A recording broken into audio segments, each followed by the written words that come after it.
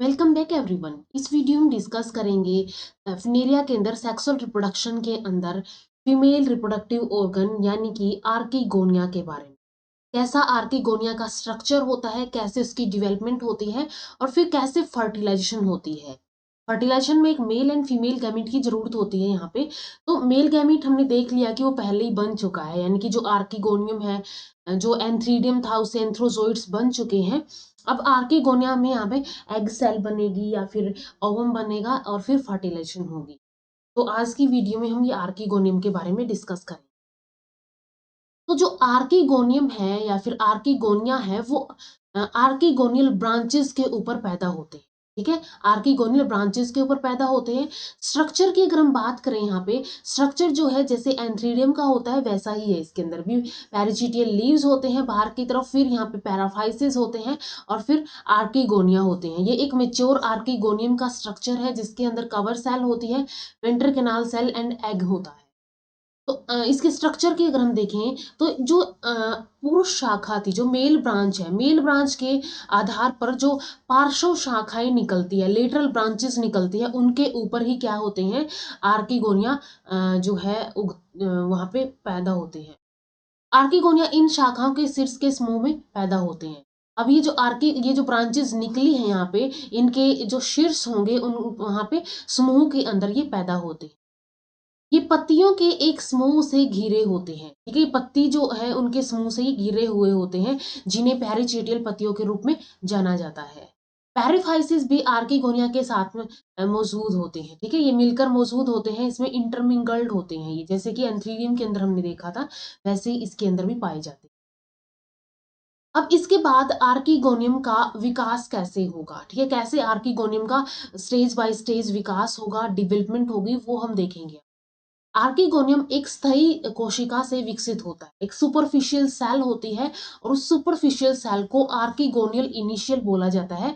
इससे क्या होगा, इससे ही ये पूरा का पूरा आर्कीगोनियम विकसित होगा, जो आर्कीगोनियल शाखा के शीर्ष पर भिन्न होता है। अब ये जो आर्कीगोनियल प्रारंभिक है, आर्कीगोनियल इनिशियल है, ये आर्कीगोनियल जो ब्रांच होती है उसके एपिकल पोर्शन से डिफरेंशिएट होती है। ये सेल डिफरेंशिएट होती है वहां से।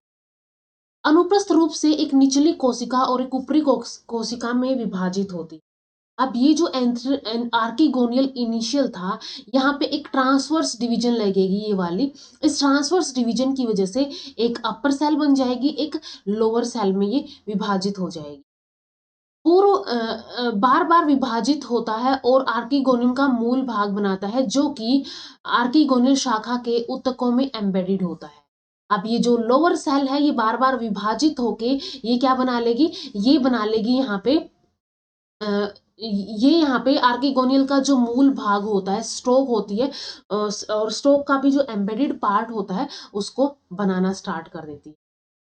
इसके बाद आर्कीगोनियल मदर सेल के रूप में कार्य करता है और ये दो इंटरसेक्टिंग तिरछी दीवारों में विभाजित होता है। अब ये जो ऊपर वाली सेल है, ये दो यहाँ पे ये विभाजित हुई। ठीक है, ये विभाजित हो गई, आर्कीगोनियल मदर सेल के रूप में ये कार्य करेगी। और इसके बाद ये दो इंटरसेक्टिंग तिरछी दीवारों से विभाजित होती है, जिससे दो कटे हुए अग्रभाग के साथ एक एपिकल सेल बनाता है। एक यहाँ पे जो है दो कटे हुए भाग बनेंगे, जिसकी वजह से एक एपिकल सेल बन जाएगी। और इसके अलावा यहाँ पे दो जो है अलग यहाँ पे क्या बन जाएंगी, दो यहाँ पे कटे हुए अग्रभाग बन जाएंगे। शीर्ष कोशिका बारी बारी से दोनों तरफ से 4 से 8 खंडों को काटती है। अब जो शीर्ष वाली कोशिका है वो बार बार से क्या करेगी, वो बार बार से विभाजित होगी और ये अंततः आर्कीगोनियम के डंठल का निर्माण करती है। ठीक है, ये क्या करेगी, आर्कीगोनियम का जो स्टोक है उसका ये निर्माण कर देगी। ये यहाँ से बार बार विभाजित होगी और ये विभाजित होके क्या बना देगी, इसकी आर्कीगोनियम की यहाँ पे ये इसकी जो डंठल है या फिर स्टोक है वो फॉर्म कर।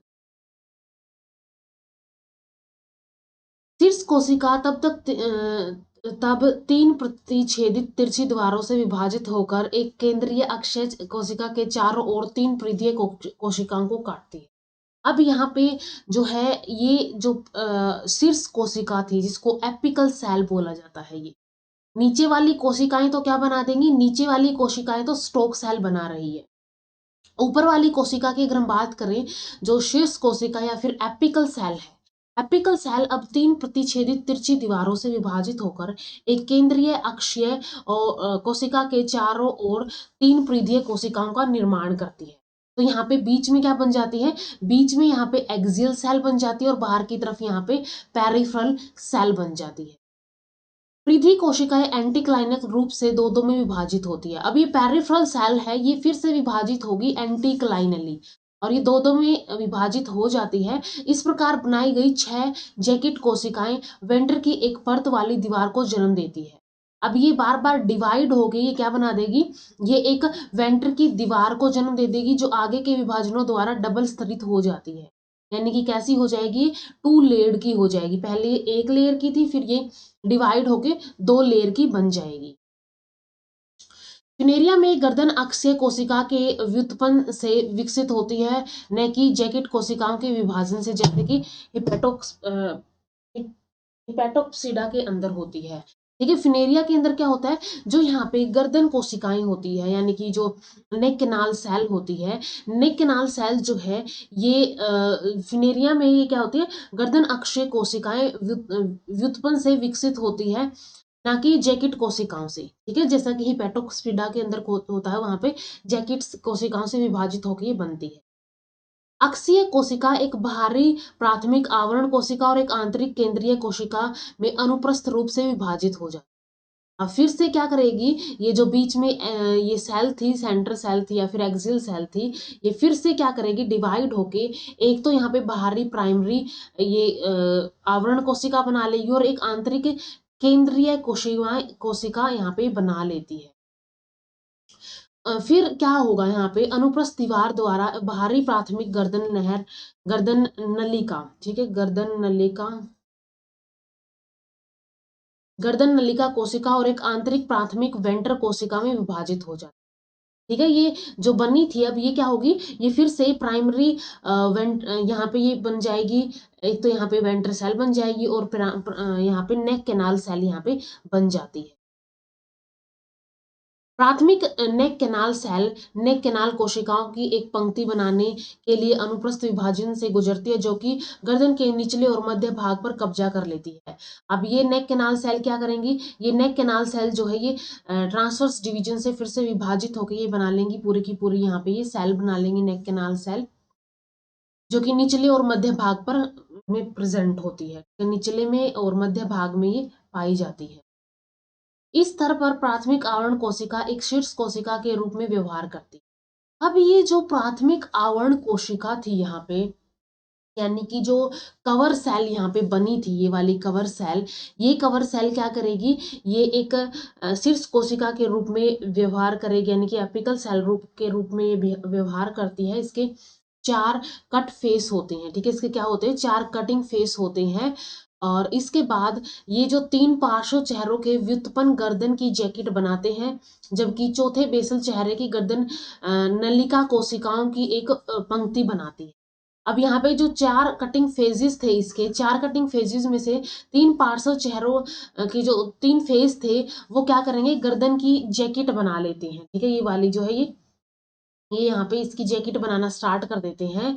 और जबकि यहाँ पे चौथा बेसल चेहरा जो है, यानी फेस जो है, वो गर्दन नलिका कोशिकाओं की एक पंक्ति वो बना लेता है और इसके बाद गर्दन के ऊपरी हिस्से पर कब्जा कर लेता है। अब गर्दन का जो ऊपरी हिस्सा है वहां पे भी ये प्रेजेंट हो जाती है और इसी प्रकार फनेरिया में नेक कैनाल कोशिकाओं की उत्पत्ति दोहरा होती है, यानी 2 बार होती है। गर्दन के निचले और मध्य भाग में प्राथमिक गर्दन नलिका कोशिकाएं होती है और ऊपरी हिस्से में कवर सेल के बेसल डेरिवेटिव से प्राप्त होती है। यानी ये जो कवर सेल से यहाँ पे बनती है, तो ऊपर वाले हिस्से में क्या होती है, ऊपर वाले हिस्से में ये बेसल जो कवर सेल है उसके बेसल डेरिवेटिव से ये प्राप्त होती है।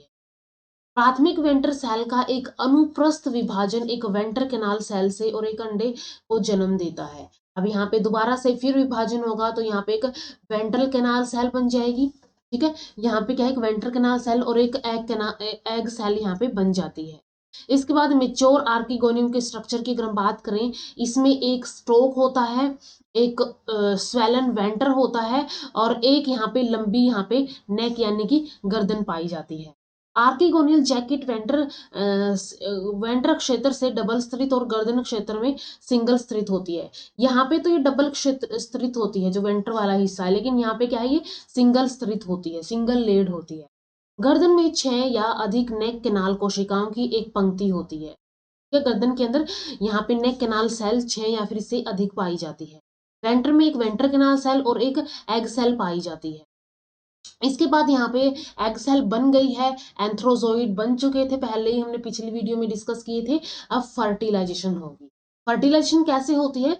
जो पानी होता है वर्षा का और ओस का, जो आमतौर पर एंथ्रीडियल और आर्किगोनियल जो क्लटर्स है उसमें जमा हो जाता है, और ये क्या करता है, ये फर्टिलाइजेशन में मदद करता है।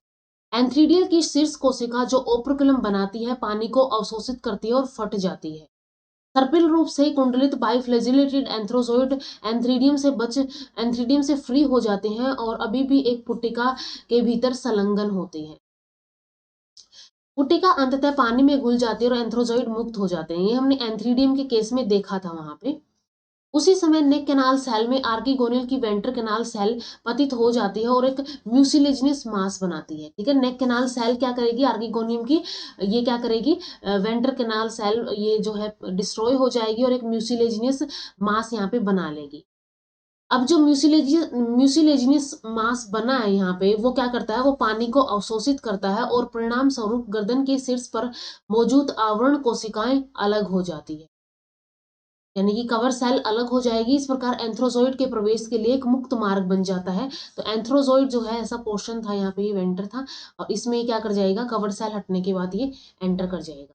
एंथ्रोजोइड का एंथ्रीडियल हेड से आर्किगोनियल हेड को में स्थानांतरण बारिश की बूंदों के कारण होता है, और आर्किगोनियल हेड आमतौर पर एंथ्रीडियल हेड की तुलना में निचले स्तर पर होते हैं। इस तरह एंथ्रोजोइड युक्त पानी की बूंदें एंथ्रीडियल आर्किगोनियल हेड तक नीचे पहुंच जाती है। अब इसमें क्या होता है, आर्किगोनियल हेड तो आमतौर पर जो है एंथ्रीडियल हेड की तुलना में निचले स्तर पर होते हैं। ठीक है, जैसे कि यहाँ पे अगर हम बात करें कि यहाँ पे तो था एंथ्रीडियम और नीचे की तरफ है आर्किगोनियम, तो इससे आसानी से जो बूंदों के साथ, पानी की बूंदों के साथ जो एंथ्रोजोइड आएंगे वो आसानी से आर्किगोनियल हेड तक पहुंच जाएंगे। और जलमग्न पौधे में पानी की धाराओं के साथ एंथ्रोजोइड को भी आर्किगोनियम में स्थानांतरित करने के लिए सुविधा होती है, और ये पानी के साथ क्या हो जाएगा, ये नीचे तक यानी कि एग सेल तक लेके जाया जाएगा। तो पानी जो है यहाँ पे एक इम्पोर्टेंट रोल प्ले करता है ब्रायोफाइट्स की फर्टिलाइजेशन के। कभी कभी एंथ्रोजोइड का स्थानांतरण सूक्ष्म कीड़ों द्वारा भी किया जाता है। ठीक है, कभी कभी क्या होता है, जो कैनाल सेल है उसके अंदर छोटे छोटे माइक्रोब्स एंटर करते हैं या फिर इंसेक्ट्स एंटर करते हैं, उनके थ्रू क्या हो जाता है, एंथ्रोजोइड्स लेके आए जाते हैं। गर्दन में मौजूद श्लेष्मा पदार्थों के जो कीमोटैक्टिक प्रभाव के कारण आर्किगोनियम में एंथ्रोजोइड का प्रवेश होता है। अब यहाँ पे जो गर्दन हमने बात की थी, ये जो कोशिकाएं हैं वो कैसी होती है, यहाँ पे म्यूसिलेजिनस सब्सटेंस होते हैं, और म्यूसिलेजिनस सब्सटेंस क्या करते हैं, कीमोटैक्टिक प्रभाव डालते हैं। कीमोटैक्टिक का मीनिंग है कुछ केमिकल सिक्रीट करेंगे म्यूसिलेजिनस के साथ, और वो केमिकल्स क्या करेंगे, वो एंथ्रोजोइड्स को अट्रैक्ट करेंगे इसकी तरफ। एंड कीमोटैक्टिक आकर्षण संभवतः श्लेष्मा पदार्थों में मौजूद शर्करा के कारण होता है, और ये किसकी वजह से होगा, क्योंकि इसके अंदर जो म्यूसिलेजिनस सब्सटेंसेस हैं उनके अंदर शुगर होती है, उसकी वजह से होता है। हालांकि बड़ी संख्या में एंथ्रोजोइड गर्दन में प्रवेश करते हैं, ठीक है, संख्या में बहुत ज्यादा संख्या में प्रवेश करते हैं, लेकिन आर्किगोनियम उनमें से एक जो एग सेल होती है या फिर एग न्यूक्लियस होता है उसके साथ फ्यूज होता है और फर्टिलाइजेशन करता है।